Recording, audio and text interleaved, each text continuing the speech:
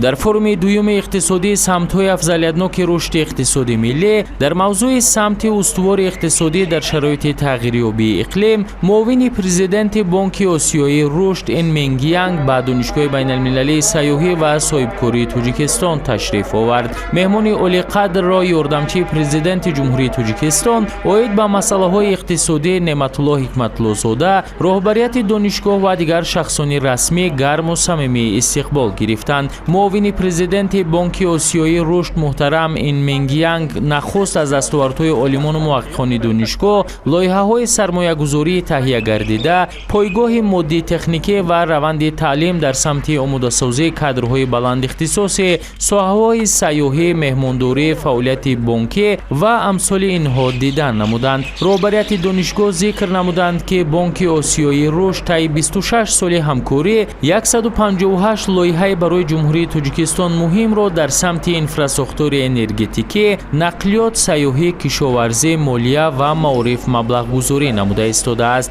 در کار فورум بیش از 400 نفر متخصصان، عالمان، استادان دانشگاه‌ها، نمایندگان وزارت و اداره‌ها و تشکیلات و مؤسسه‌های علمی کشور اشتراک نمودند. قید گردید که تامین رشد استوار اقتصادی ملی در زمینه سیاست دولتی عاید به حفظ محیط زیست و استفاده ثمرناک ذخیره‌های طبیعی یکی از سمت‌های افضلیتناک استراتژی ملی رشد جمهوری تاجیکستان به حساب می‌رود. مقصد اساسی برگزاری فورум مذکور محاکمه و تحلیل سمت‌های افضلیتناک رشد اقتصادی کشور در حالت تأثیر تغییریابی اقلیم به بخش‌های مهم اقتصاد میباشد. همزمان هدف فورум جلب دقت جامعه علمی و اقتصادی به مسائل حفظ محیط زیست، استفاده عاقلانه ذخیره‌های طبیعی و تحکیم اقتدار مقاومت اقتصادی ملی در شرایط جهانی تغییریابی اقلیم است. فورум مذکور بار دیگر ثابت نمود که محاکمه علمی و مکالمه سازنده بین دولت، علم و بخش خصوصی